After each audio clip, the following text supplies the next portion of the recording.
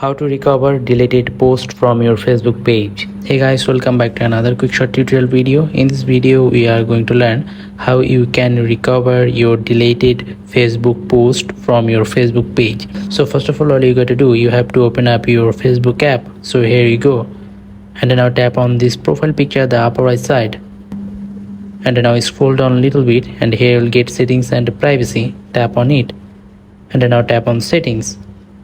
And once you are here, now you have to tap on page settings, and then you have to scroll down a little bit, and here you will get Facebook page information section. Under the Facebook page information section you have to tap on activity log, and then you have to tap on recycle bin, and here you will get your all deleted post from your Facebook page. Now select the post that you want to recover, then tap on restore, and then again tap on restore, and through this we are done. Now go to your Facebook page. Now reload this page, and as you can see that my deleted post has been recovered.